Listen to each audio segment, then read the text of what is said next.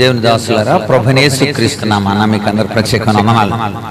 దేవుని యొక్క ఉచిత కృపలో మనము ఈ ఆత్మీయ సమ్మేళనం ప్రతి వారం ప్రభు సన్నిధానంలో మనము నేర్చుకోగలుగుతున్నాము. అనేకమైన సత్యాలని, మరి లేఖన సత్యాలని మానసిక కోణంలో మనం చర్చించగలుగుతున్నాము, స్టడీ చేస్తున్నాం, ధ్యానిస్తున్నాం. కనుక ఇచ్చిన ఈ యొక్క ఉన్నతమైన ఈ పరిణతలో దేవుని కొరకు సాక్షార్థంగా మనం నిలబడాలని, సమాజంలో, సంఘంలో ప్రభు కోసం మనము బ్రతకాలని, లేక దేవుణ్ణి అనేక మందికి పరిచయం చేయాలని ఈ యొక్క ప్రత్యేకమైన ఆత్మీయ సమ్మేళనం మనం ఏర్పాటు చేసుకున్నాం. ప్రస్తుతం మనం సాంఘిక ప్రజ్ఞలో ఉన్నాం. సమాజంతో ఎలాంటి ఇంటెలిజెన్స్ని వాడాలి స్వార్థలో, సాంఘిక ప్రజ్ఞ. దీన్ని కనెక్షన్ థియరీ అని కూడా అంటారు. కనెక్షన్ థియరీ, సాంఘిక ప్రజ్ఞ. ఎందుకంటే కనెక్ట్ అవ్వడానికి, సమాజంతో ఎలా కనెక్ట్ అవ్వాలి, పౌలు ఎలా కనెక్ట్ అవుతున్నాడు. పౌలు మహాజ్ఞానిగా జ్ఞానుల దగ్గరకు పంపబడి, కనుక వాళ్ళ దగ్గరికి వెళ్ళినప్పుడు ఏ రీతిగా దేవుణ్ణి పరిచయం చేశాడో మనము అపోస్తల కార్యాలు 17వ అధ్యాయంలో నుండి మనము ధ్యానం చేస్తున్నాం. కనుక పౌలు ఏ ఏ రీతులుగా కనెక్ట్ అయ్యాడు అనేది మనం పాయింట్ వైజ్గా ఉందాం. కానీ వచ్చిన పరంగా మనం చూస్తున్నాం, పౌలు వాళ్ళకి అక్కడున్న పరిణామాల దృష్ట్యా, అక్కడున్న పరిస్థితుల దృష్ట్యా, అక్కడ సాంఘిక విషయాల దృష్ట్యా ఏథెన్స్ యొక్క చారిత్రాత్మకమైన నేపథ్యం చూసాం, ఏథెన్స్ యొక్క నాగరికత చూసాం, ఏథెన్స్ యొక్క చరిత్ర ఎంత గొప్పదో చూసాం, అక్కడున్న తాత్వికులు ఎలాంటి వాళ్ళో చూసాం.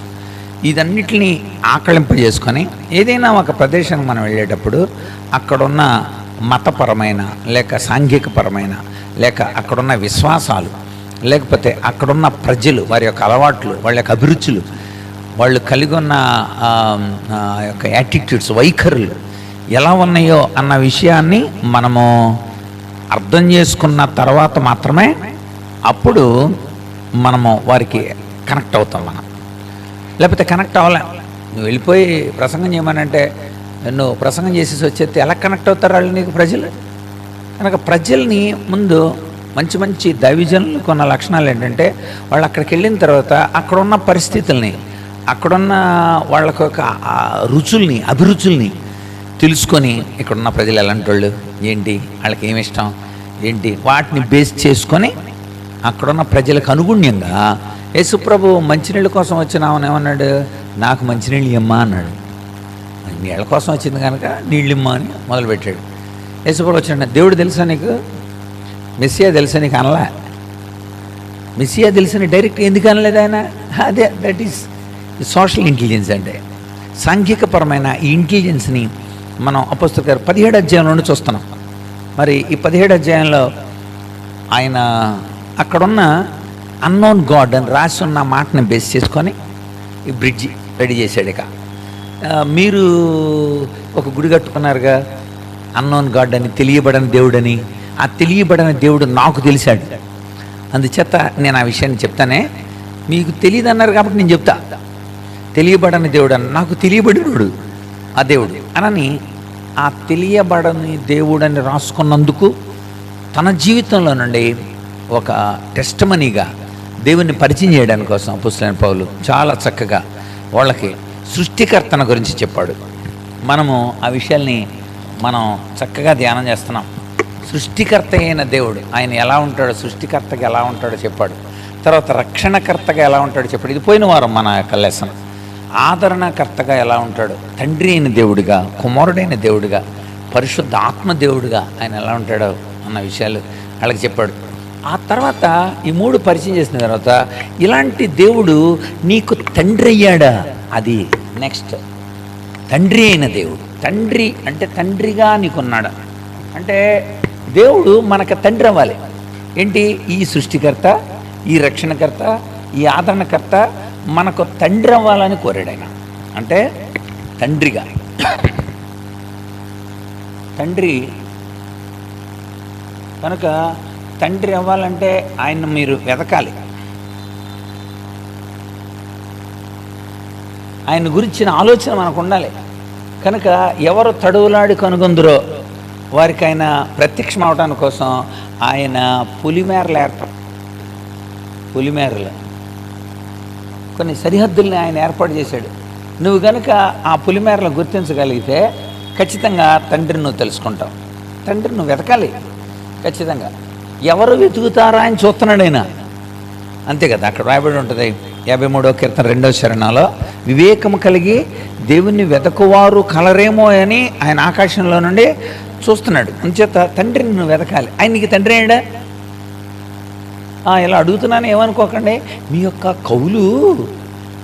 మీ కౌలులో కొందరు మనము దేవుడికి బిడ్డలమై ఉన్నామని చెప్పారుగా అన్నాడు. చూసారా ఎలా రిలేటెడ్ చేస్తున్నాడు? అరే మీ కవులే మనం దేవుని పిల్లలమని చెప్తున్నారు కదా, మీరు దేవుని పిల్లలు అవ్వలేదు, ఇంకా మీకు ఆయన తండ్రి అవ్వలేదా అంటే మనం కూడా యేసుప్రభుని ప్రభువా రక్షకుడా, న్యాయాధిపతి, పరిపాలకుడా కనుక సృష్టికర్త, రక్షణకర్త అలా చెప్తున్నాం మనం కూడా. కానీ ఆయన నీకు తండ్రి అయ్యాడు? అసలు అలాంటి దేవుడు నీకు తండ్రి అయ్యాడా? అక్కడ ఏథెన్స్ వాళ్ళు ఇంకా ఆలోచనలు పడ్డారు. అంతవరకు మనం ధ్యానం చేసాం. మనం ఆయనకు కుమారులు ఎలా అవుతాం ఆ విషయాలు మనం ధ్యానం చేసాం. అందుకు 4 విషయాలు బైబిల్ చెప్పారు. కనుక మనం 28వ వచనం 29 మొట్టమొదటి లైన్ వరకు మనం ధ్యానం చేసాం.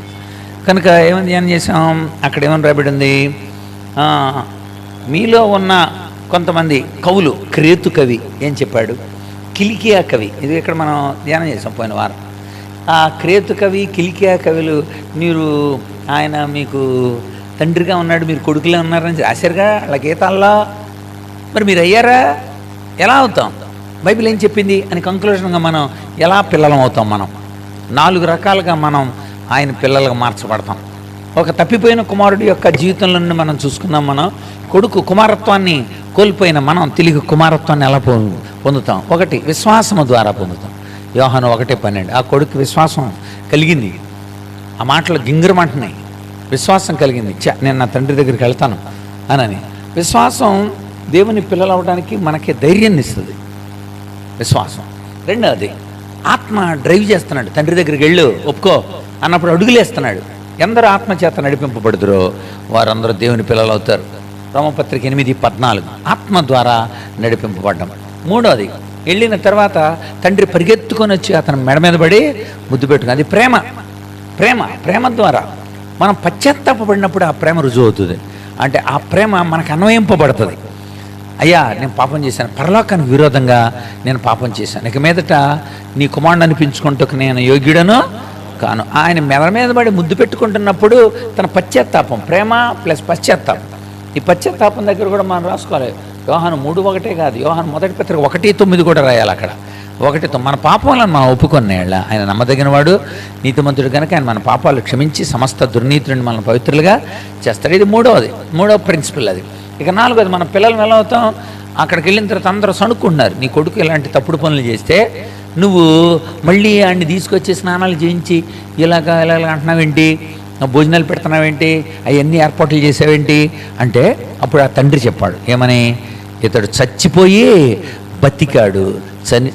బతికాడు, తప్పిపోయి, అది వాగ్దానం కనుక దేవుడు వాగ్దానం చేసిన తర్వాత ఇంకెవడ మాట్లాడాక. అందుకని ఇక్కడ ఉంది గలతీ పత్రిక 4:28 ప్రకారం వాగ్దానం ద్వారా మనం పుత్రులం అవుతాం. అక్కడ రాయబడి ఉంటుంది, ఇస్సాకు వలనే మనము కూడా వాగ్దానము వలన కుమారులమై ఉన్నాము. అంచేత మనం కుమారత్వం ఎలా పొందుతాం? విశ్వాసం ద్వారా, ఆత్మ ద్వారా, ప్రేమ ద్వారా, పశ్చాత్తాపం ద్వారా, వాగ్దానం ద్వారా మనం కుమారత్వం పొందుతాం. అది అంతవరకు ధ్యానం చేసాం. అంటే 29వ వచనం ధ్యానం చేసాం. ఇప్పుడు మనం 29వ 2వ భాగానికి వద్దాం. చూడండి ఒకసారి అపోస్తలుల కార్యాలు 17వ అధ్యాయం.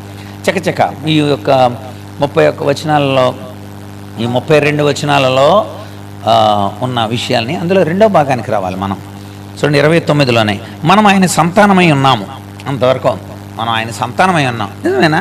మీ కవులు చెప్పారు ఆయన సంతానమేనా మీరు? నిజంగా ఆయన సంతానం ఎలాగవుతారు మీరు గుర్తుపెట్టుకోవాలి.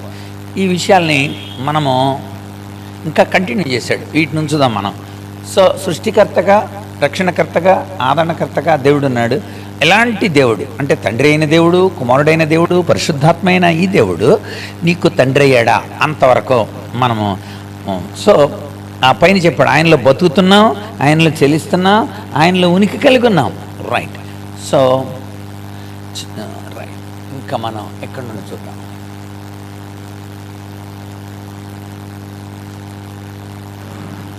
ఇప్పుడు మనం ఆ తర్వాత వాళ్ళకి పరిచయం చేస్తున్నాడు. రైట్, ఆ దేవుడు, ఆయనకి మీరు కుమారులు అయ్యారా? మీరు కుమారులు అయ్యుంటే మీ ఆలోచన ఒకటి మారాలి. ఏ ఆలోచన మారాలి? మీరు కుమారత్వం పొందినప్పుడు మీ ఆలోచనలో ఏ మార్పు రావాలి? అక్కడ చెప్తున్నాడు. చూడండి, ఏ మార్పు రావాలో చెప్తున్నాడు. మనము దేవుని సంతానమై ఉండి మనుషుల చమత్కార కల్పల వలన మరల్చబడిన బంగారమైన, వెండైన, రాయి అయిన దేవత్వం ఉన్నదని మీరు తలంచుకోకూడదు. మనుష్యులు తయారు చేసిన, మనుష్యుల వలన చమత్కార కల్పనలు అంటే మానవులు దేవుణ్ణి తయారు చేసి చమత్కార కల్పనలతో, మనకి యెహోషువ కమలాకర్ గారు ఒక పాట రాశారు. మనిషి చేసిన మట్టి బొమ్మలే దేవుళ్ళైతే, శిల్పి చెక్కిన శిల్పాలన్నీ దేవతలైతే, ఆ మనిషిని చేసినవాడు ఏమవుతాడోయని నింగిలోని చందమామ చుచుచున్నది, కొలనులోని కలువ కన్నె అడుగుచున్నది, నిజమైన దేవుడు ఎవరో తెలుసుకోలేని ఈ మనిషిని చూచి నవ్వుతున్నవి. ఆయన నవ్వుతున్నాయంట. ఎందుకని? మనుషులు చేశారు కానీ మనిషిని చేసిన దేవుడిని నవ్వుతున్నాడు. అంతే కదా, మీరు చేసి దేవుళ్ళు అంటున్నారా? నేను మిమ్మల్ని చేశాను, మీరు చేసినట్లు ఎలాగంటున్నారు? అది చెప్తున్నాడు ఇప్పుడు. కనుక మీ ఆలోచన ఏం మారాలంటే, అక్కడ రాయబడిన అద్భుతమైన మాట ఏంటంటే, బంగారము, వెండి, రాయి వీటిలో దైవత్వం ఉందని తలంచకూడదు. బంగారం కానీ, వెండి కానీ, రాయి కానీ వీటిలో దైవత్వం ఉందని తలంచకూడదు. దైవత్వం లేదని తెలుసుకోండి. అలాంటి తలంచకూడదు అసలు. అది మీరు చేయాల్సింది. ఇప్పుడు అంటే సీక్వెన్స్లో నడిపిస్తున్నాడు. అంటే మీరు కనాను ప్రయాణం చేయాలంటే కొన్నాటిని విడిచిపెట్టాలి, ఏది తీసుకురాకూడదు. ఐగుప్తు ఆశలన్నీయు విడచి రంగుగా యేసుని అంటే ఐగుప్తుని విడవాల్సిన విడితేనే కానీ కనానికి వెళ్ళటానికి కుదరదు. కనుక మీరు తలంచకూడదుగా. ఇప్పుడు మరి తలంచకుండా మరి ఏం తలంచుకోవాలి? మీ మనస్సులో కొత్త విషయం రావాలి, మనస్సు మారాలి. ఇప్పుడు మారు మనస్సు అనే పదం తీసుకొచ్చారు. ఎప్పుడైతే మీరు ఒక కొత్త విషయాన్ని నేను కోరుకుంటున్నాను, ఒక కొత్త విధానంలోనికి నేను అడుగు పెడతాను అని భావిస్తారో అదే మారు మనస్సు. కనుక మనం ముందుకెళ్దాం. అక్కడేమన్నాడు? మలచబడిన రాతినైనా వెండినైనా మీరు తలంచకూడదు. ఎందుకంటే దేవుడు చెప్పాడు అలాగా. నిర్గమాకాండం 20వ అధ్యాయం. దైవత్వంగా తలంచకూడదని నేను చెప్పడం కాదు. నిర్గమాకాండం 20వ అధ్యాయం మొట్టమొదట 4వ వచనం చదవండి. అక్కడ నిర్గమాకాండం 20వ అధ్యాయం 4వ వచనం. పైన ఆకాశం అంది కానీ, కింద భూమి అందే కానీ, నీళ్ళల్లో కానీ దేని రూపాన్ని మీరు చెక్కుకోకూడదు. అంటే అర్థం ఏంటి? నీళ్ళల్లో ఉండే పాము రూపం, తాబేలు రూపం, తర్వాత ఇంకా చాలా ఉన్నాయి. వాటిని మీరు ఏం చేయాలి? చెక్కుకోకూడదు. దేవుడి రూపాన్ని అలా వాటిలో అంటే ఈ సృష్టితో సంబంధం ఉన్న వాటితో ఏటిని కూడా మీరు పోల్చకూడదు. దేవుణ్ణి అలాగా చేయకూడదు మీరు అని ముందు చెప్పాడు దేవుడు. యెషయా గ్రంథం ప్రవక్త ఏం చెప్పాడు చూద్దాం. యెషయా గ్రంథం 40వ అధ్యాయం. యెషయా గ్రంథం 40వ అధ్యాయం 19వ వచనం 25వ వచనం చదువు. యెషయా గ్రంథం 40వ అధ్యాయం. ఇప్పుడు మీరు వాటిని చూస్తున్నప్పుడు దానికి సంబంధించిన వాళ్ళు చేశారు. అలాగే శిల్పే దాన్ని చెక్కాడు, కంసాల దాన్ని తయారు చేశాడు. మరి నువ్వు ఎలా చేయగలుగుతున్నావు? దాన్ని ఎలాగ దేవుడు అని కానీ అనగలుగుతున్నావు? అది మనుషులే చేశారు, నీకు అర్థమవుతుంది కదా. ప్రవక్త చెప్తున్నాడు. సో పౌలు వాళ్ళతో చెప్తున్నాడు, ఇందులో దైవత్వం ఉంది, ఇందులో దేవుని యొక్క మూర్తిమత్వం ఉంది, తత్వం ఉంది అని అనకూడదు అని ఎథెన్స్ వెళ్తాడు. అంటే ఒక మార్పు తీసుకొస్తున్నాడు. ఆయనకి తండ్రి అవ్వాలంటే ఆయన ఆత్మస్వరూపుగా మీద ఉంటాడు. నిన్ను తయారు చేసినాడు ఆయనే, నిన్ను రక్షిస్తూ పాలిస్తున్నాడు ఆయన, నేనున్నాను అని తన ఉనికిని నీకు చెబుతున్నవాడు ఆయనే. ఆ విషయాన్ని ఇక్కడ మనం చూసాం. కనుక అలాంటి దేవుడు నీకు తండ్రి అవ్వాలి. తండ్రి అవ్వాలంటే ఎలా కావాలి? కనుక నువ్వేం చేయాలంటే అది తలంచుకోవాలి, ఇక అట్లా వదిలేసేయాలి. మరి ఇప్పుడు కొత్త పంథ, కొత్త న్యూ థాట్, ఒక నూతనమైన ఆలోచన. ఈ ఆలోచన ఇప్పుడు చెప్పాలి మనం, తలంచకూడదు. ఆ తర్వాత ఏమన్నాడు చూడండి, తర్వాత మాట రండి. అపోస్తల కార్యాలు 17వ అధ్యాయం 30వ వచనానికి రండి. ఆ అజ్ఞాన కాలాన్ని దేవుడు చూచి చూడనట్టుగా ఉండెను. కనుక అది అజ్ఞాన కాలం, అది తెలుసుకో. ఏ కాలం అండి? అజ్ఞాన కాలం. ఏమండి, మీరే ఏథెన్స్లో ఉన్న వాళ్ళు ఎలాంటి వాళ్ళు అని చెప్పారు? మహాజ్ఞానవంతులు అని చెప్పారు. మరి అజ్ఞాన కాలం ఏంటిది? అదన్నమాట. అంటే వాళ్ళు ఎలాంటి జ్ఞానంగా కనపడే అజ్ఞానంలో బతుకుతున్నారు అన్న విషయం. అది పౌలు యొక్క ఉద్దేశం. అంటే జ్ఞానముగా కనబడే, జ్ఞానంగా ఉండే అజ్ఞానం. ఇది పౌలు వాళ్ళకి చెప్పాలనుకున్నాను. అంచేత అక్కడ ఏమంటాడంటే, మీరు ఇలాగా బంగారం వెండి రాయిల్లో దైవత్వం ఉంది అని భావిస్తున్నారే, అదే జ్ఞానం. కనుక ఈ గడిచిన కాలమంతా అజ్ఞాన కాలమే. రోమాపత్రిక చూడండి ఒకసారి. రోమాపత్రిక మొట్టమొదటి అధ్యాయం 21, రోమాపత్రిక 1వ అధ్యాయం 21 నుండి 23 వచనాలు.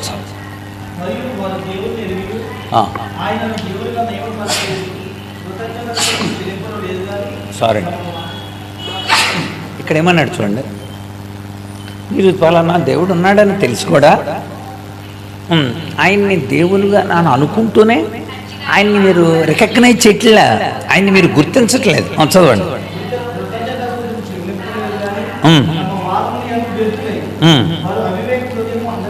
చూసారా, వాళ్ళ అవివేకం ఏమైపోయింది? అదే అజ్ఞానం వచ్చేసింది. చాలా చాలా మేము పెద్ద జ్ఞానులు అని చెప్పుకుంటూ, బుద్ధి జ్ఞానంగా ఉన్నాము అని చెప్పుకుంటూ అజ్ఞానులు అయిపోయారు వీళ్ళంతా. ఎందుకయ్యారు? ఇంకా కింద చదవాలి. క్షయతలేని, నాశనం కాని దేవుని యొక్క ఆ మహిమను, ఆయన మహిమాస్వరూపం. నువ్వు ఊహించినట్టుగా ఇలాగ చర్మం ఇలాంటిది కాదు, మహిమాస్వరూపే.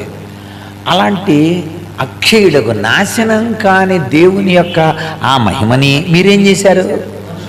మనుషుల్లాగా చిత్రీకరించారు, పక్షుల్లాగా చిత్రీకరించారు, చతుష్పాద జంతువుల్లాగా మీరు చేశారు, పురుగుల్లాగా ఆ ప్రతిమా స్వరూపాలుగా మీరు మార్చారు, బంగారంతో వెండితో రాయితో. దీని పేరేం పేరండి?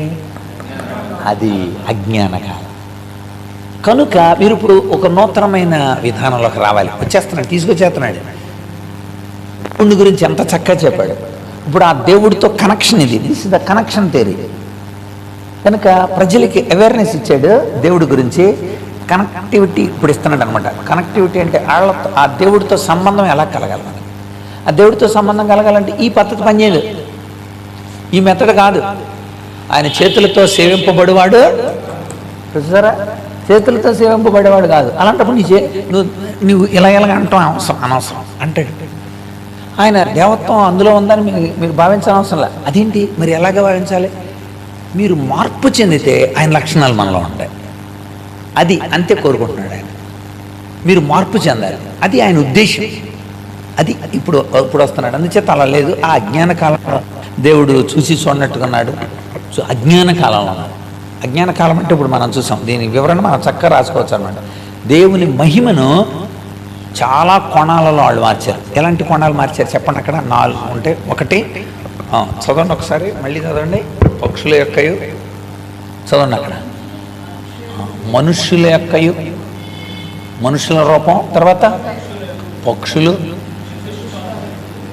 4 కాళ్ళు ఉండే చతుష్పాద జంతువులు, పురుగులు, చూసారా? అలా ఆ రూపంలోకి మీరు మార్చారు. కనుక మీరు మార్చేశారు అలాగా. దీన్ని పౌలు ఆ పదం వాడాడు, చమత్కార. ఇలా మార్చడాన్ని ఏమంటారు? ఇదండి, ఏంటి చెప్పండి, అది చమత్కార కథనమిడ. అది చెబుతుంది, అదే రోమిల్కి రాశాడు. చమత్కార కల్పనలు ఇవి, మీ ఊహ, యువర్ హైపోథిసిస్, ఊహ అనమాట. మీ ఊహ పరికల్పనల ద్వారా ఇలా చేశారు, మరి ఇలా చేసేసారు. కనుక ఇది అజ్ఞాన, వారి అవివేక హృదయము అంధకారమాయ. అది అవివేక హృదయం చెప్పింది, అవివేక హృదయం అంధకారం. అది యెషయా ప్రవక్త ఏం చెప్పాడు చూద్దాం. యెషయా గ్రంథం 44వ అధ్యాయం చాలా బాగుంటుంది. ఒకసారి వివేచించండి, ఆలోచించండి అంటే చాలా బాగా చెప్తాడు అక్కడ. చూడండి, 44వ అధ్యాయం 18, 19 వచనాలు చూడండి. యెషయా గ్రంథం 44, 18, 19. వారు వివేచింపరు, వారు గ్రహింపరు, వివేచింపరా, చెప్తుంటే కూడా అర్థం చేసుకుంటలేదు వాళ్ళు.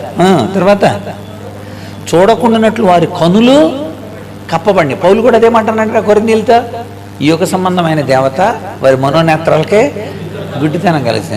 తర్వాత అన్నాడు, గ్రహింపకుండానట్లు వారి హృదయాలు మూయబడింది. ఎవడనూ ఆలోచించాడు, నేను అగ్నిలో సగం కాల్చాను, నేను రిప్పుల మీద రొట్టె కాల్చినట్టు దాన్ని అలా తయారు చేశాను. అసలు అంటే మనుషుల హృదయాలు, 9వ వచనం కూడా చదవండి, దానికి రిలేటెడ్ 9 నుండి 11 వరకు చదవండి, అక్కడ ఉంటుంది.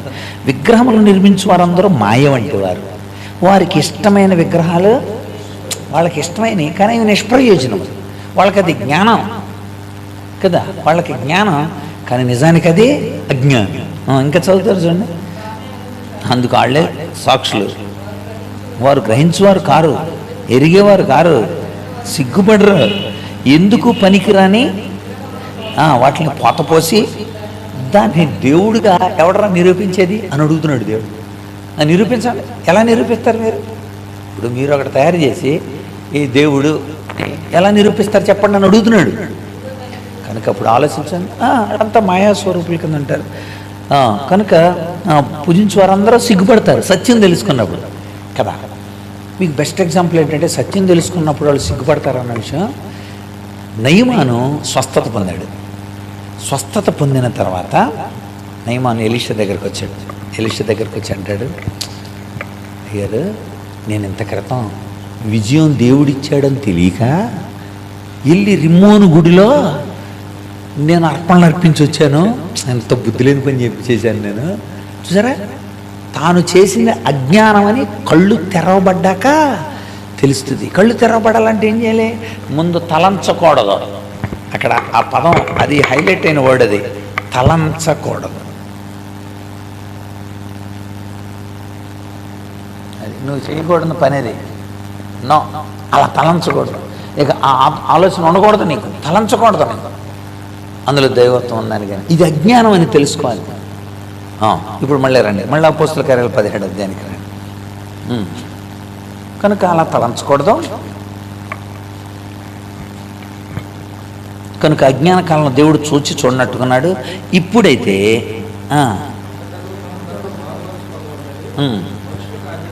ఈ లీడర్షిప్ బైబిల్ రాసిన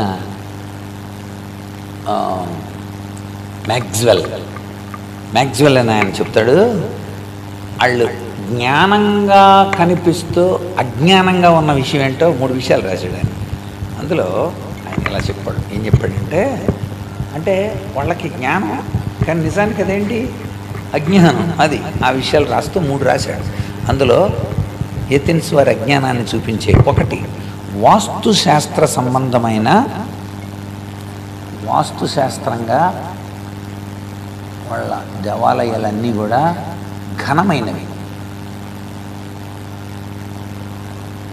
చాలా ఘనంగా చెప్పుకుంటారు వాళ్ళు కట్టిన దేవాలయాల గురించి, దాని వాస్తు కానీ, దాని నిర్మాణం కానీ, దాని కట్టడం కానీ, అట్లని చాలా బాగా చెప్పుకుంటుంటారు అనమాట. ఇది ఎలాగండి, ఇది దాన్ని దేవుడి కంటే ముందు గుడి గురించి బాగా చెప్తారు. అది చేతిన్స్ వాళ్ళు. నెక్స్ట్ రెండవది విగ్రహ శిల్పశాస్త్రపరంగా అందమైనవి, శిల్పపరంగా ఘనమైనవి, రెండవది అందమైనవి, మూడవది తాత్విక ఆలోచనలతో అవి ఉన్నతమైనవి. తాత్విక ఆలోచన, తర్కశాస్త్రం లేక తాత్విక శాస్త్రం ప్రకారం ఫిలాసఫీ ఆలోచన పరంగా ఉన్నతమైనవి. అంటే ఎలాంటివి అంటే ఎఫ్రోడైట్ అనే ఒక దేవతను వాళ్ళు సృష్టించుకున్నారు. ఉదాహరణ గ్రీకులు. అదేంటో తెలుసా? కామదేవత. ఏ దేవత అంటే? కామదేవత. కామదేవతను పూజిస్తే పిల్లలు పుడతారు. ఆ రోజుల్లో రాజుల కాలంలో కూడా, ఎలీషా కాలంలో కూడా అషేరా అనే ఒక దేవత ఉండేది. అషేరా దేవత అంటే ఏంటి? సంతాన దేవత. సంతాన దేవత, ప్రకృతికి సంబంధించిన దేవత అషేరా దేవత, బయలు దేవత. సో వాళ్ళు అలా పెట్టుకున్నారు. ఫిలసాఫికల్గా చాలా ఆలోచన పరంగా ఉన్నట్టుగా కనపడుతుంది. అదే చెబుతాడు. వాస్తుపరంగా ఘనమై ఉండొచ్చు, లేదా శిల్పపరంగా అందంగా ఉండొచ్చు, తాత్విక పరంగా ఉన్నతంగా ఉండొచ్చు. అది ఏథెన్స్ వాళ్ళ అజ్ఞానం అంటాడు పౌలు. ఈ మూడు విషయాల్లో వీళ్ళు అజ్ఞానంగానే ఉన్నారు. ఇప్పుడు ఈ మూడు కొట్టివేయబడి చూడండి ఒకసారి. నిజానికి వీటిల్లో దేవత్వం లేదు, వీటిల్లో దేవత్వం లేదు. ముందే చెప్పేశాడు. ఆయన ఆత్మస్వరూపుడు. నీ ఆలోచనల కంటే ఆయన ఆలోచనలో అత్యున్నది. నీ ఆలోచనలకి విలువ లేదు అక్కడ. మరి అలాంటప్పుడు ఈ అజ్ఞానం కొట్టివేయబడి ఏమవ్వాలి? అప్పుడు జ్ఞానం రావాలి. అలా ఆలోచనలు చెప్పిన తర్వాత మార్పు వస్తే దాన్ని మారు మనసు అంటారండి. రైట్. అంటే మారు మనస్సు అనే పదానికి అర్థం ఏంటంటే మెటానోయియా, మారు మనస్సు. ఆ పదం గుర్తుపెట్టుకోండి, మెటానోయియా. మెటానోయియా అని. మెటా అంటే ఆ తర్వాత, నోయియా అంటే ఇరిగి ఉండుట. చెప్పబడిన ఆ తరువాత ఇరిగి ఉండడం. ఇప్పుడు నీకు చెప్పాను కదా, చెప్పబడిన తర్వాత నీలో ఆ అండర్స్టాండింగ్ వచ్చిందనుకోండి, అది మారు మనసు అంటే. అది మారు మనసు. ఇప్పుడు పౌలు వాళ్ళకి వరుస సీక్వెన్షియల్గా చెబుతున్నాడు. కనుక ఎలాంటి దేవుడు ఉన్నాడు? ఆ దేవుడు మీకు తండ్రి అయ్యాడా? తండ్రి అయ్యాడా? మీరు ఒకవేళ ఆయన్ని వెతికి ఆయన్ని కనుక్కోవాలని అనుకుంటున్నారా? ఆ దేవుణ్ణి మీరు కనుగొనాలని ప్రయత్నం చేయాలంటే మీరేం చేయాలి? మారు మనసు పొందాలి. అంటే ఈ తండ్రిని తెలుసుకోవడానికి పొలిమేరలు ఏర్పాటు చేశాడని, మనం వెదకాలని మీరు తెలుసుకోవడమే. దాని పేరేం పేరండి? మారు మనస్సు. ఈ మారు మనస్సు ద్వారా తండ్రిని మీరు చూడగలుగుతారు. కనుక యేసుప్రభు వచ్చి మీరు మనసు మార్చుకుంటే ఆయన ఉద్దేశాలన్నీ మీ లోపల నెరవేరుతాయి. ఈ తండ్రి చాలా ఉద్దేశాలు కలిగి ఉన్నాడు. అడి స్నానం చేయించాలి, బట్టలు పెట్టాలి, వంకరం దొరకాలి, విందు చేయాలి, అందరినీ పిలవాలి. అసలు అడి ఏళ్ళ చాలా ప్లాన్స్తో ఉన్నాడు. ఇప్పుడు కనుక వీడు మారు మనసు పొందాడు అనుకోండి, వెంటనే తండ్రి యొక్క ఉద్దేశాలన్నీ నెరవేరుతాయి. అది అందుచేత మీరు ఆ తండ్రికి మీరు బిడ్డలై ఉండాలి. కనుక మారు మనస్సు పొందండి అని చెప్పాడు. ఈ మూడు విషయాల్లో ఏథెన్స్ వాళ్ళందరూ కూడా అజ్ఞానాన్ని రుజించి వారి తత్వం, వాళ్ళ యొక్క నిజదేవుని యొక్క జ్ఞానంలోకి నడిపించలేకపోయింది వాళ్ళు. కనుక మారు మనసు పొందాలి. కొరింథీయులకు రాస్తూ పౌలు కొరింథీయులకు చెప్పిన మాట చదువుదాం. కొరింథీ మొదటి పత్రిక అధ్యాయం చదువుదాం. చూడండి 19 నుండి. ఇందు విషయమై జ్ఞానుల జ్ఞానం ఏమంటుందంట? దేవుడు అంటున్నాడు, నీ జ్ఞానాన్ని నేను నాశనం చేసేస్తాను. తర్వాత కనుక నీ జ్ఞానమే శాశ్వతం కాదు, నీ జ్ఞానాన్ని నేనే శూన్యపరుస్తా అని అన్నప్పుడు వీళ్ళ జ్ఞానం అంతా ఏమైనా ఇదే జ్ఞానం అని అనుకుంటే అదేమవుతుంది? అప్పుడు అజ్ఞానం. అంచేత దేవుడు చెబుతున్నాడు, నీ భౌతికపరమైన జ్ఞానం, నీ ఫిలసాఫికల్గా జ్ఞానం, నీ ఆర్కిటెక్ట్ జ్ఞానం, లేకపోతే నీ యొక్క కాలాన్ని గణించే శకునుపు జ్ఞానం, శకునానికి సంబంధించిన జ్ఞానం నేనే నిర్వీర్యం చేస్తాను. అంచనాలకు మారి జరుగుతుంటాయి అన్నీ కూడా. తుఫాను వస్తుంది వచ్చేస్తున్నాను అంటారు, అటు నడిపోతుండదు. మళ్ళీ లేదు ఏమి రాదంటారు, అకస్మాత్తుగా వచ్చేసి ముంచేస్తుండదు. లేకపోతే విజయవాడ అంత ఎందుకు అలా ముందుకుపోద్దే? ఈ తాత్వికులు లేరంటే, ఈ కాలగణనం వాళ్ళు లేరా, జ్యోతిష్యులు లేరా, లేకపోతే రాసులు వాటిని లెక్క పెట్టేవాళ్ళు కలిపేవాళ్ళు లేరా? ఉన్నారు. మరి విజయవాడని కాపాడుకోలేకపోయామంటే దేవుడు ఆయన ఆయన టైం టేబుల్ వేరు, ఆయన ప్రణాళిక వేరు, ఆయన పద్ధతి వేరు. కనుక దేవుని యొక్క జ్ఞానాన్ని నీ జ్ఞానంతో పోల్చేసుకుంటాను, దైవ జ్ఞానాన్ని తెలుసుకోవడం అనేది అది జరిగే పని కాదు. అందుకని అంటాడు, ఇగో లోకంలో అలాంటి జ్ఞానంగా కనబడే అజ్ఞానం ఉంది, జాగ్రత్త. తిమోతి పత్రిక 6వ అధ్యాయం చూడండి, అక్కడ రాస్తాడు. ఆఖరి వచనం చదవండి. 6వ అధ్యాయం ఆఖరి వచనంలో ఉంటుంది. తిమోతి మొదటి పత్రిక.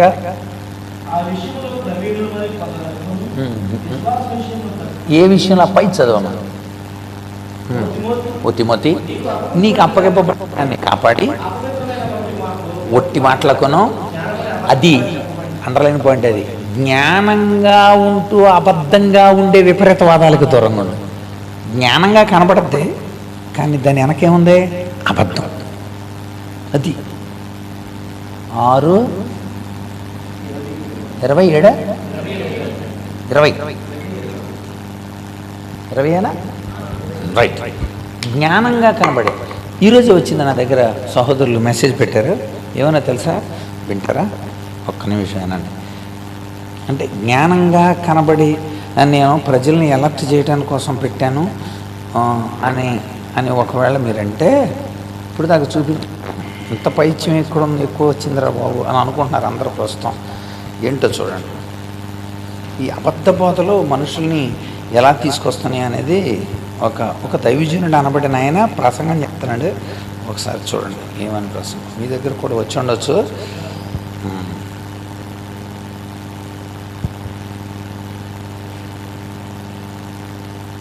నేను మీకు ఆఫర్ ఇస్తున్నా.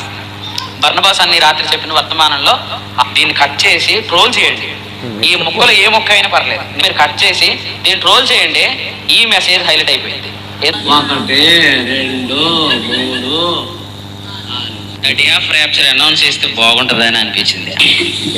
అది కూడా ఈ స్థలంలోనే. ఖచ్చితంగా యేసుప్రభు 2027లో వస్తాడని నేను ఎందుకు చెప్తున్నానంటే, ఖచ్చితంగా యేసుప్రభు 2027 సంవత్సరంలో వస్తాడు.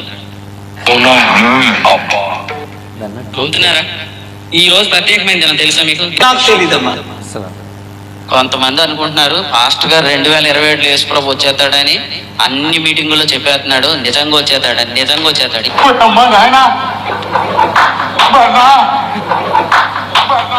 ఏంటిది? యేసుప్రభు 2027లో వచ్చేస్తాడు. సాతాను గుర్తుపెట్టు. నిజమా అన్నవాడు సాతాను గుర్తుపెట్టు. నిజమా అని కానీ మీరంటే మీరు సాతాను లేదు. ఇప్పుడు అర్థమైందా? జ్ఞానంగా బోధించే అబద్ధం జ్ఞానంగా కనిపిస్తూ ఉంటుంది, కానీ ఏంటంటే అది అబద్ధం. ఇప్పుడే ఇందాకే అన్నయ్య ఇలాంటి వాళ్ళన్నా ఏం చెప్పాలని కానీ పెట్టారు నాకు. అది ఆలోచించాను. జ్ఞానంగా బోధించే విపరీతవాదాలకి దూరంగా ఉండే, జాగ్రత్తగా ఉండు. ఇలాంటివన్నీ మనల్ని కనుక వాళ్ళు పోతాము జ్ఞానులు అని అనుకున్నారు. ఇప్పుడు ఏం చేయాలి? చదవండి, ఇప్పుడు అక్కడే ఉంది. మారు మనసు పొందవలెనని ఆయన ఆజ్ఞ. ఏం పొందాలని? మారు మనస్సు. అది దేవుడు కోరుకుంటుంది. దేవుడు కోరుకునేది మారు మనస్సు. అక్కడ పదం ఉంటుందండి, ఇది ఆజ్ఞ. గుర్తుపెట్టుకోండి. మారు మనస్సు అనేది ఏంటి? ఖచ్చితంగా పొందాల్సిందే, అంతే. మనస్సు మార్చుకోవాల్సిందే. అది లేదనుకో అజ్ఞానం. మారు మనసు పొందామనుకో తండ్రిని రీచ్ అవుతావు కదా, అది జ్ఞానం. యేసుప్రభు పేరేంటి? జ్ఞానం. కొరింథీ మొదటి పత్రిక 1వ అధ్యాయం 31లో ఉంటుంది. జ్ఞానం అంటే నువ్వు అజ్ఞానం అంటే ఇది.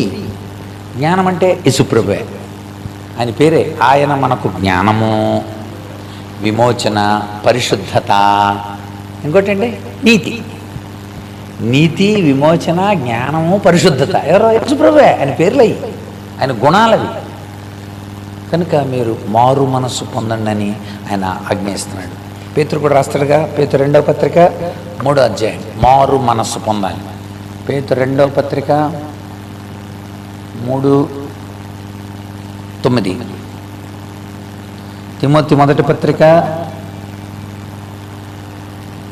2:4-5, అంతటను అందరూ మారు మనసు పొందవాలని ఆయన అది ఆయన ఇష్టం, ఆయన అభీష్ట, అది ఆయన యొక్క ఉద్దేశం. అది పేతురు అంటాడు, ఆయన ఆలస్యం చేస్తున్నాడు. ఎందుకు తెలుసా? అందరూ మారు మనసు పొందాలని ఆయన ఇంకా డిలే చేస్తున్నాడు. కారణం అదే. కనుక మీరు మారు మనసు పొందండి. 2 చేయండిక 31వ వచనం, 31-32 అయితే మనం ముగించుకోవచ్చు. ఈ చాప్టర్లోని ప్రముఖమైన 7 విషయాలు నేను గుర్తు చేసి, అంటే ఎలా తీసుకొస్తున్నాడో జాగ్రత్త వినాలి. కనుక మారు మనసు పొందాలి. నెక్స్ట్, పొందలేదనుకోండి, పొందకపోతే తీర్పు ఉంటుంది, జాగ్రత్త. నెక్స్ట్ ఆయన చెప్పబోయేది, సృష్టికర్త, రక్షణకర్త, ఆదరణకర్తను నువ్వు తండ్రిగా కలగకపోతే ఆయన న్యాయకర్త.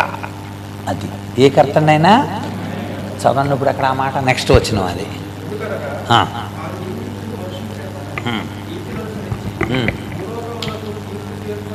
అది అది న్యాయకర్త అయిన నువ్వు కనుక ఆ విషయాన్ని అంగీకరించకపోతే, నీతిని అనుసరించకపోతే ఆయన న్యాయకర్త.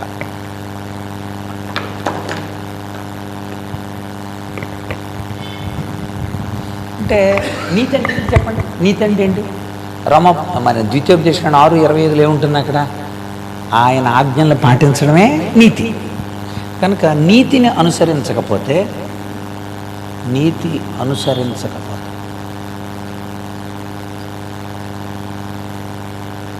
ఆయన న్యాయకర్త.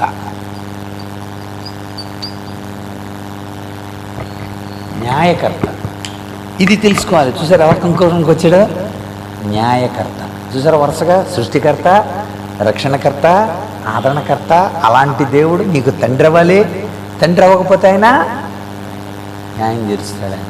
కనుక ప్రతి ఒక్కరిని కూడా ఆయన ప్రశ్నిస్తాడు. నువ్వు నిజమా? మత్తయి సువార్త 10వ అధ్యాయం 15వ వచనం. మత్తయి సువార్త 10వ అధ్యాయం నోట్ చేయండి. అది మత్తయి సువార్త 10వ అధ్యాయం 15వ వచనం.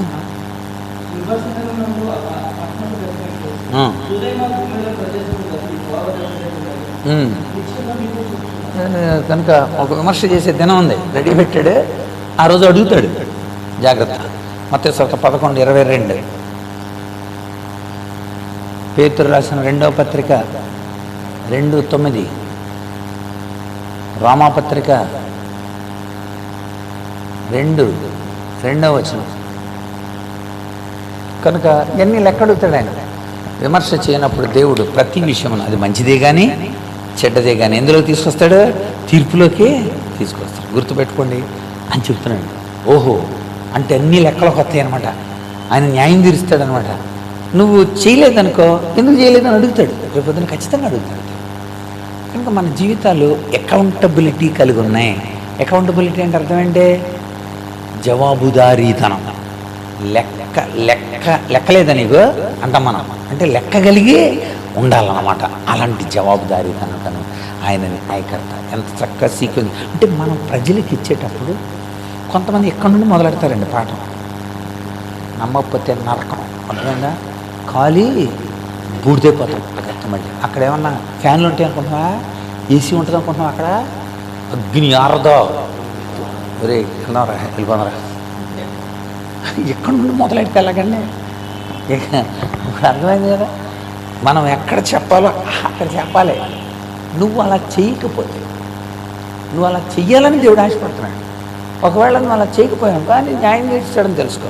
ఒక రోజు ఉంటుంది, ఆ రోజుల్లో లెక్క మనం నువ్వు చేసిన పనులన్నింటికి కూడా తీర్పు ఉంటుందని తెలుసుకో. రైట్. ఇంకొక 2:9 తర్వాత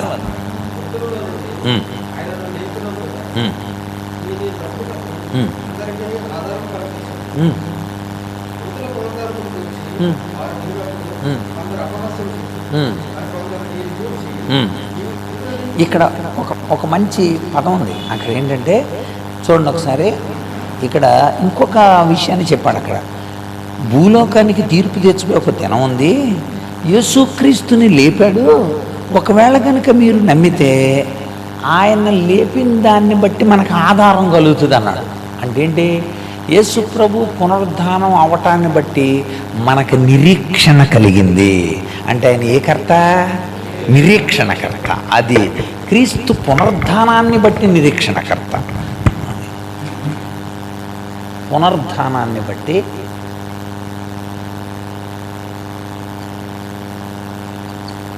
నిరీక్షణకర్త. అయిపోయింది అక్కడ ప్రసంగం.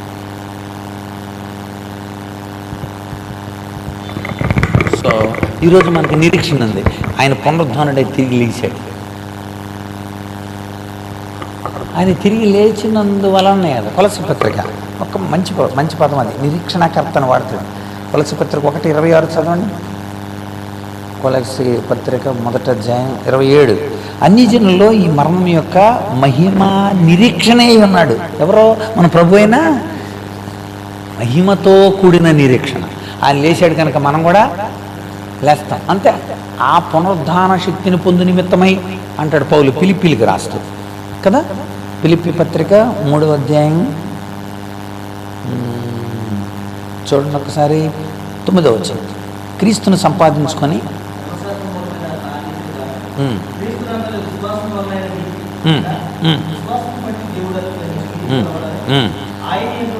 అగపడి నిమిత్తం ఏ విధం చేతనైనా సరే మృతుల్లో నుండి నాకు పునరుద్ధానం కలగవాలని ఆయన మరణ విషయంలో సహానుభవాలనే ఆయన పునరుద్ధాన విషయంలో ఎరుగు నిమిత్తమో నేను కూడా పాలివాడై ఉండడానికి కనుక ఆ పునరుద్ధానాన్ని బట్టి మాకు నిరీక్షణ ఇచ్చాడు ఆయన. హెబ్రీ పత్రిక ఇదంతా 3:11 అండి. ఫిలిప్పీ 3:11. ఫిలిప్పీ 3:11. కొలస్సే 1:27. హెబ్రీ పత్రిక 12వ అధ్యాయం. విశ్వాసమున కర్తయు దాన్ని కొనసాగించేవాడు. విశ్వాసాన్ని కొనసాగించడం అంటే అర్థం ఏంటి? నిరీక్షణ. యేసు వైపు చూచు. సో ఎంత చక్కగా చెప్పాడండి. కనుక ఇక్కడ గమనిస్తే ఏథెన్స్ వారికి అద్భుతమైన సత్యస్వార్త. అయితే దీని రిజల్ట్ ఎలాంటి రిజల్ట్ వచ్చింది? 4 రకాలైన ప్రజలు కనబడ్డారు అక్కడ. మీరు వెంటనే అందరూ నమ్మేస్తారని అనుకోకూడదు కదా. అక్కడ జరిగిన రిజల్ట్ కూడా రైట్ గుర్తుపెట్టుకున్నారా? రైట్. దాని కంక్లూజన్ చెప్పేసి నేను ప్రార్థన చేస్తాను. రైట్, నోట్ చేసుకున్నారా?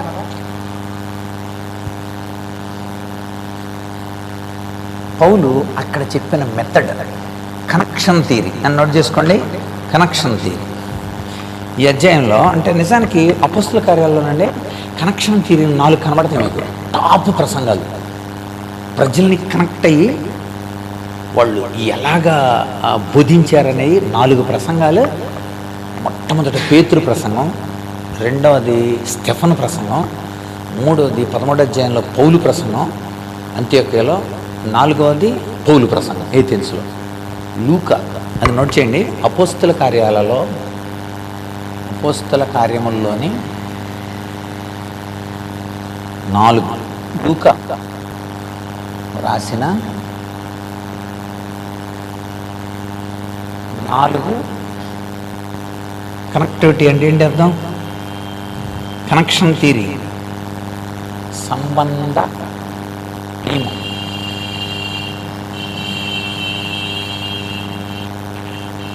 వర్తమానం వీటిని మీరు అనాలిసిస్ చేస్తేనండి. ఇందులో 1 చేసాం, ఇంకెన్ని చేయాల్సి ఉందన్నమాట? 3 చేయాలి. రాసుకోండి. 1 పేతురు చెప్పింది, పేతురు ప్రసంగం.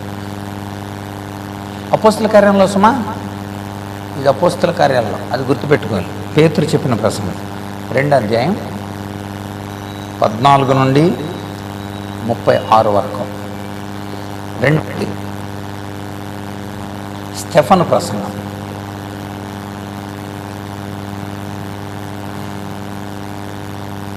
7వ అధ్యాయం 2 నుండి 53 వరకు. 3 పౌలు అంత్యోక్యలో చేసింది. 13వ అధ్యాయం 16 నుండి 41.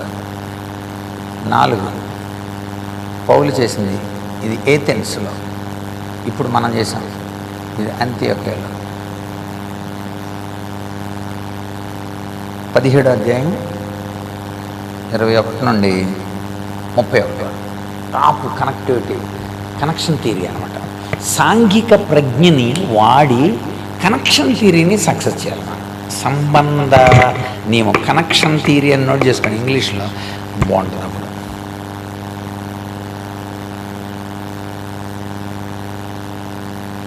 ఎవరితో కనెక్షన్ అండి? కనెక్షన్ ఎవరితో? సంఘాలతో.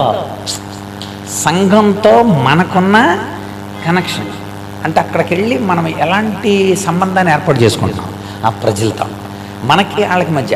మీరు ఈ ప్రసంగాలు 4 ఖాళీ ఉన్నప్పుడు ఈ వారంలో చదివితే అసలు ఎంత బాగా స్టార్ట్. అగ్రిపరాజా అని మొదలు పెడతారు అనమాట, లేకపోతే ప్రజలారా అని చేస్తారు. అపోస్తలైన పౌలైతే 13 అధ్యాయాలలో వాళ్ళంతా పేదవాళ్ళు, ప్రత్యేకలు, తెలివిగలిగిన వాళ్ళు, జ్ఞానులు.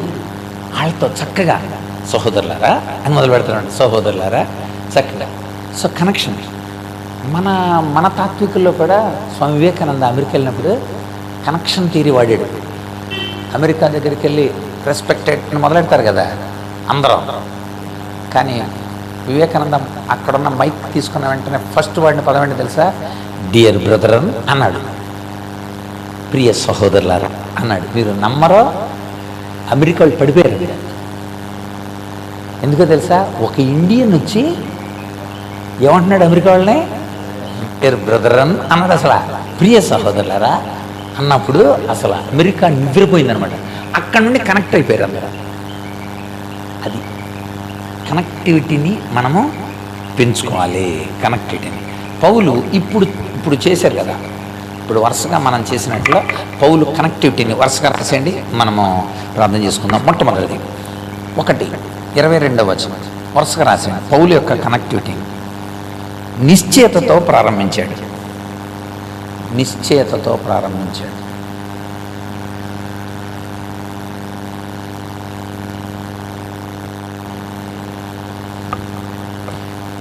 కనుక ఎఫిర్మేషన్ అంటారు దాన్ని. కాన్ఫిడెంట్, ఎస్ మనం ఎక్కడికి వెళ్తున్నాం, జరుగుతుంది. వెరీ గుడ్, నేను చెప్తాను చక్కగా. నిశ్చయత, దేవుడి గురించిన నిశ్చయత వాళ్ళకి కలిగించడానికి. రెండోది 23వ వచనం వరుసగా 23వ వచనం. చెప్పాలనుకున్న విషయాన్ని తెలిసిన దానితో కనెక్షన్ చేశాడు. ఏంటది? 23వ వచనం. నేను చూస్తుండగా ఒక దేవాలయం నాకు కనపడింది, దాని మీద ఏమనుంది? తెలియబడని దేవుడు అని ఉంది అని. అక్కడున్న దాంతో తాను తెలిసిన దాన్ని ఏం చేశాడు? కనెక్ట్ చేశాడు. అది చేయాలి, అది చేయాలి. నిజంగా చెప్తుంటాం, భక్తి 3 రకాలుగా ఉంటుందండి అని మొదలు పెడుతుంటాం. అంటే అందులో వాళ్ళు కనెక్ట్ అవుతున్నారు. ఇప్పుడు అందులో వాళ్ళతో ఉంటుంది ఆ భక్తి. కనుక వైరాగ్యాలు 3 రకాలు ఉంటాయండి. ఇలా మొదలు పెడుతుంటాం మనం ప్రారంభంలో. దట్ ఈజ్ కనెక్టివిటీ, వాళ్ళతో కనెక్ట్ చేయడానికి కోసం. సో రెండోది ఏంటంటే చెప్పాలనుకున్న సబ్జెక్ట్ని, చెప్పాలనుకున్న విషయం నోట్ చేసుకోండి, పర్లేదు. చెప్పాలనుకున్న విషయం తెలిసిన దానితో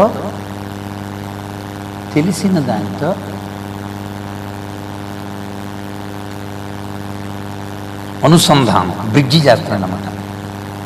అనుసంధానం ఇది చేయాలి. రెండోది అంటే మీరు రౌండ్లు చేస్తాను అట్లని ఏంటేంటి మనం అందులో హైలైట్స్ అనేది. ఇక మూడవది భోజనాలు వడ్డిస్తానులేండి, డోంట్ వరీ, ఆందోళన చెందక. 24-25 వచనాలు. దేవుని పరంగా వారి దృష్టి విస్తృతపరిచాడు. దేవుని పరంగా 24-25 ఏంటండి అక్కడ?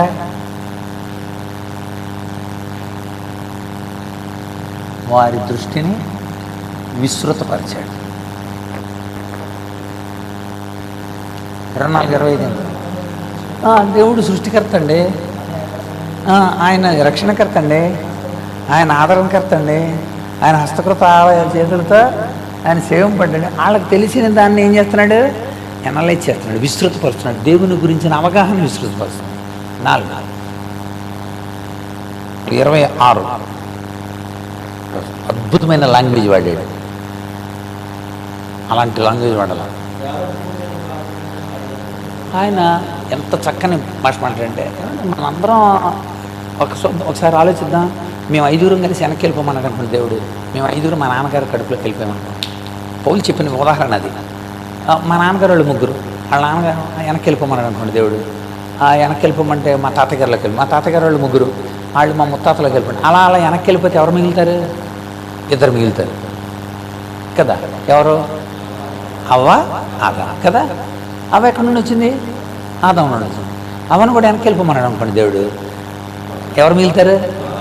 ఒక్కని నుండి సమస్తమైన వాళ్ళని చేశాడుగా అన్నాడు అక్కడ. చూసారా ఎంత సుప్రీం భాషాజాలాన్ని వాడాడు. అదనమాట. అంటే మనం మాట్లాడేటప్పుడు అక్కడ భాష, సమగ్రమైన భాషను వాడాలి. అది సమగ్రమైన భాషను సందర్భోచితంగా ఉపయోగించాలి. సమగ్ర భాషను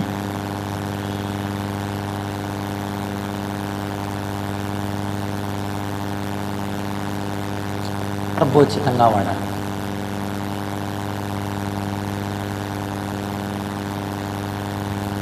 అది అది మనకి 26లో కనబడింది. ఇక 27 అలా 100 తర్వాత దేవుడు అలాగా తయారు చేసి వదిలేసాడా? ఒకవేళ వీళ్ళు ఇష్టపడుతున్నారేమో నన్ను అని ఆయన పొలిమేరలు ఏర్పాటు చేస్తున్నాడు. దీన్ని ప్రోత్సాహం అంటారు. నిరీక్షణ కలిగిస్తున్నాడు. ప్రోత్సాహము. ఇంకా మీరు ఎలా ఉన్నా పర్లేదు, దేవుడు చాలా మంచోడు, ఆయన కరుణిస్తాడు, అందుకే ఈ లోకానికి. చూసారా అదనమాట. ఒకవేళ వాళ్ళు కనుక్కుంటారేమోనని ఎప్పుడు చూస్తుంటాడు కదా దేవుడు. ఇప్పుడు తప్పిపోయి వెళ్ళిపోయింది ఒక అమ్మాయి, తన ఇష్టం వచ్చిన పెళ్లి చేసుకుని వెళ్ళిపోయింది. తల్లి ఏం చేస్తుంటుంది? ప్రతిరోజు ఏదో రాటికి వాళ్ళు తెలుసుకొని నా దగ్గరకు వస్తారని ఎదురు చూడరా. అలా ఉంటుంది దేవుడు మనసు. చూసారా ఎంత ప్రోత్సాహమో. అది ఉండాలి వాళ్ళకి. తిట్టేసి నరికేసి బ్రదర్ ఎరగదీసేసాను, ఎరగదీసేస్తాడు, ఇరిగిపోయి అలాగే ఉంటాడు. అర్థమైందా? చాలామంది నరికేస్తారనమాట. గొట్టలు నరికేసినట్టు నరికేస్తుంటాడు. నరికెత్తేనే మారరు. అవగాహన, ప్రోత్సాహం ఇవ్వాలి. ఇదిగో నువ్వు ఎలాంటి స్థితిలో నువ్వు చెప్పుకోలేని పరిస్థితులు ఉన్నావా, దేవుడితో చెప్పుకో. నీ ఇంట్లోకి వెళ్ళి, ఏసయ్యా ఇలా ఉన్న పరిస్థితి నేను చెప్పుకోలేను ఎవరితో కూడా, అందుకని ఎలా ఉంది అని చెప్పుకో. అప్పుడు ఏమవుతుంది వాళ్ళకి? అది ప్రోత్సాహము, నిరీక్షణ. గుర్తుపెట్టుకోండి, ఆ 2 కలిగించాడు. ప్రోత్సాహము, నిరీక్షణ ఇచ్చాడు. ప్రోత్సాహము, నిరీక్షణ ఇచ్చాడు.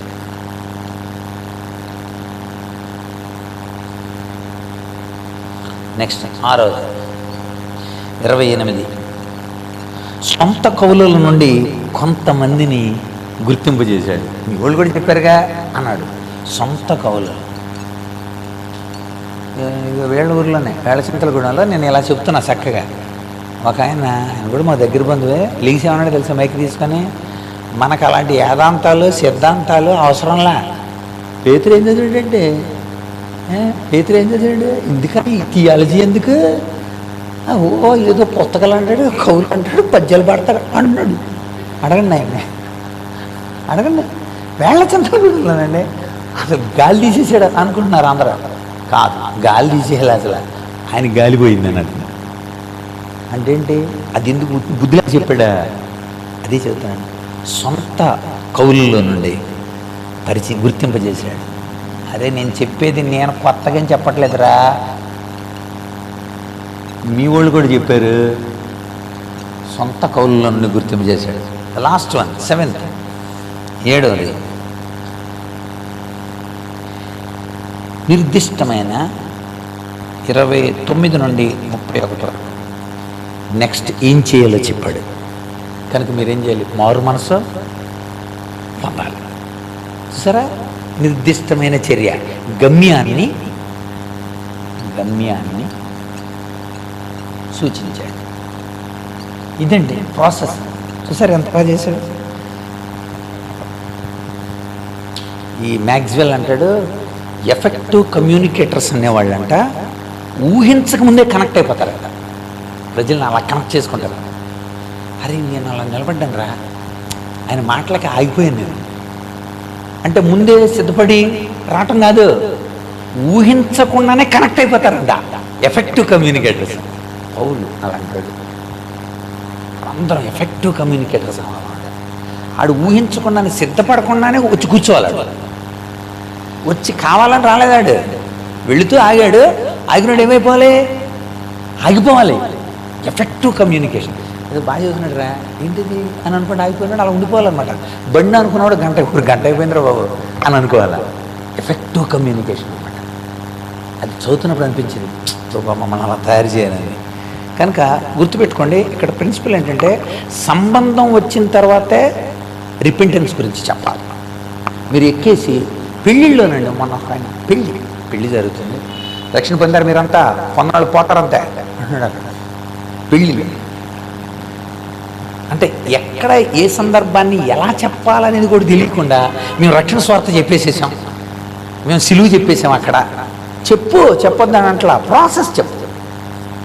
ఇప్పుడు ఇలా వచ్చిన తర్వాత అలాంటి దేవుడు నీ కోసం ఈ లోకానికి వచ్చి ప్రాణం పెట్టాడు అని చెప్పాలి. వాళ్ళు పెళ్ళిలో ఇద్దరు మూడేస్తున్నారు, కానీ మన మూడు అసలైన ఆయన కాదు.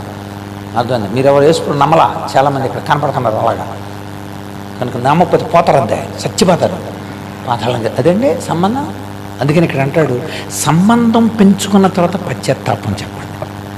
అది అంటే ఏంటి? ఫస్ట్ ఈ సంబంధం అట్లా మళ్ళీ ఫస్ట్ ఏనాలి, ముందు సంబంధం కనెక్టివిటీ ఉండాలి.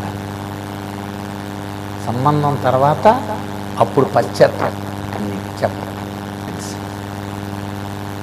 దాని తర్వాత నిర్ణయం జరుగుతుంది. నిర్ణయం ఏంటండి? వాళ్ళ డెసిషన్ వస్తుంది. అది గుర్తుపెట్టుకోండి. Connection, repentance, decision. అంతే. వాళ్ళు డెసిషన్ తీసుకోవాలంటే ముందు వాళ్ళకి మనకి ఏముండాలి? ముందు కనెక్షన్, సంబంధం ఉండాలి. సంబంధం ఉన్న తర్వాత నువ్వు చెప్తున్నప్పుడు వాడికి ఏం కలుగుతుంటుంది? పశ్చాత్తాపంతో అడిగి చేస్తాడు. అప్పుడు నిర్ణయం జరిగిందా లేదా అది చదవండి బైబిల్లో. జరిగిందా లేదా? 4 రకాలైన మనుషులు అక్కడ మనకు కనబడ్డారు. 4 రకాలైన మనుషులు. సంబంధం కనుక పర్ఫెక్ట్ అయిపోయింది అనుకోండి, అక్కడ 4 రకాలైన మనుషులు నోట్ చేసుకోండి. సాంఘిక ప్రజ్ఞలో మనకు కూడా 4 రకాలైన మనుషులు. మొట్టమొదటి వాళ్ళు అలా వింటూ కాలం గడిపిన వాళ్ళు, ఒకటి నటిస్తారన్నమాట, ప్లే, కాలం గడిపేవాళ్ళు. ఏథెన్స్ వారందరూ 21 వచ్చిన అది 21 అలా కాలం వినేసి కాలం గడిపే రకం. రెండు. ఇప్పుడు మనకి 18 వచ్చిన ఎగతాళి చేసేవాళ్ళు.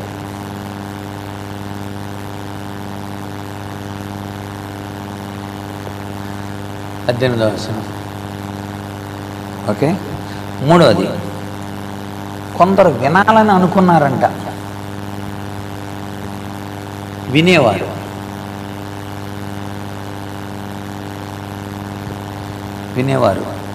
19 వచ్చిన 20 వచ్చిన.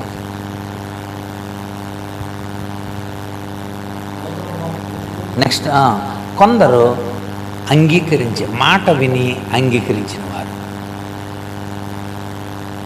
ఇది తెలుసుకున్నట్టు మీరు ఫీల్ అవ్వరు. మాట విని అంగీకరించేవారు. ఇప్పుడు ఇక్కడ ఆ మాట చదవండి. అపోస్తుల కార్యముల గ్రంథం 17వ అధ్యాయంలో చివరి 32, 33, 34 ఆ 3 వచనాలు చూడండి ఒకసారి. చదవండి. కొందరు అపహాస్యం చేశారు.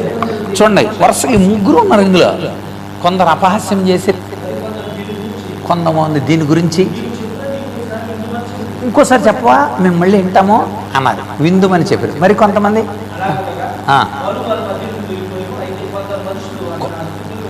మాట విని అంగీకరించారు. వారిలో 2 ఉన్నారు.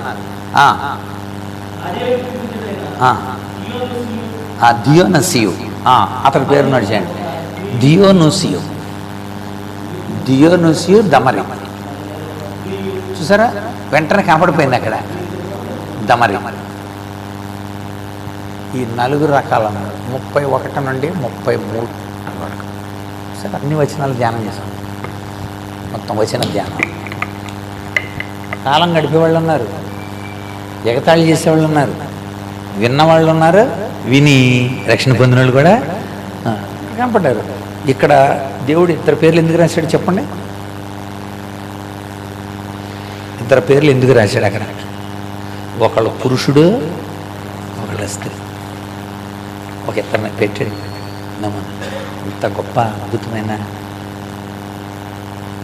సత్య స్వార్థ విధానం అండి. దట్ ఈజ్ సోషల్ ఇంటెలిజెన్స్, సాంఘిక ప్రజ్ఞ. ఈసారి మీరు దేన్ని ధ్యానం చేయాలి? పేతురు ప్రసంగాన్ని ధ్యానం చేయాలి.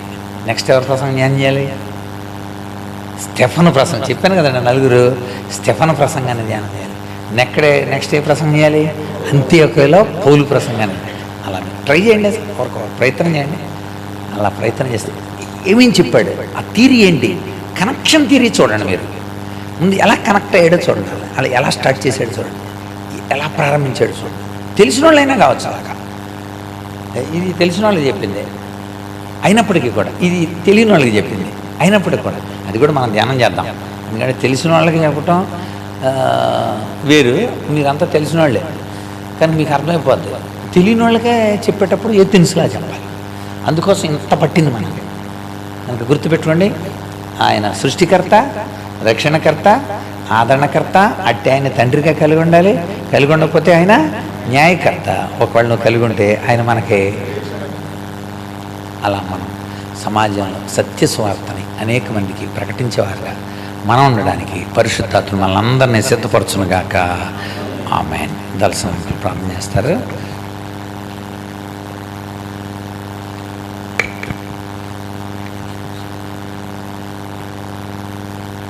పరిశుద్ధుడు అయిన ప్రభు, నువ్వెంతకైనా చాలిన దేవుడు. అల్పులమైన మాకు ఇంత గొప్ప ఆత్మీయమైన అనుభవ జ్ఞానాన్ని వినడానికి ఈ సమయాన్ని ఇచ్చినందుకు, బోధించడానికి ప్రభు నీ కుమారుడు పాల్సన్న గారిని మీరు ఎన్నిక చేసుకున్న అనాథ సంకల్పంలో సిద్ధపరిచిన దానిని బట్టి మీకు స్తుతి వందనాలు ప్రభు. అవును తండ్రి, నేటి కాలంలో మాకు తోచున్నట్లుగా మేము నిన్ను లోకానికి పరిచయం చేయాలనుకుంటున్నామేమో ప్రభు. పౌలు గారు ఏథెన్స్లో పరిచర్య చేసిన విధానాన్ని మేము అనుసరించి దాని ప్రతిఫలాన్ని చూడగలిగినట్లుగా అట్టి నడిపింపులో మమ్మల్ని నడిపించండి. నీ కుమారుల ద్వారా వినిపింపబడినటువంటి 17వ అధ్యాయం అంతటిని మరలా మేము ధ్యానం చేసి నీ కృపలో సిద్ధపరచబడి నీ సువార్తను ప్రకటించే సాధనాలుగా బలపరిచి అనేక ఆత్మలు రక్షణలోకి నడిపించినట్లుగా మమ్మల్ని బలపరి వాడుకోమని మీ దయకు అప్పగించుకుంటున్నాం ప్రభు. ఈ క్లాసుల ద్వారా మేము మేలు పొందటమే కాకుండా అది అనేకుల మధ్యలో ప్రకాశించినట్లు మమ్మల్ని మీ చిత్తానికి అప్పగించుకొని చుండగా మమ్మల్ని బలపరిచి మీరు వాడుకోండి. కడవరి దినాలలో నీ చిత్తం భూమి మీద సంపూర్ణంగా నిర్వర్తించమని మా ప్రభువును రక్షకుడు త్వరగా యేసుక్రీస్తు ద్వారా వినయంతో మీకు బ్రతిమలాడి వేడుకొని ప్రార్థన చేయుచున్నాము తండ్రి. ఆమేన్. ఆమేన్.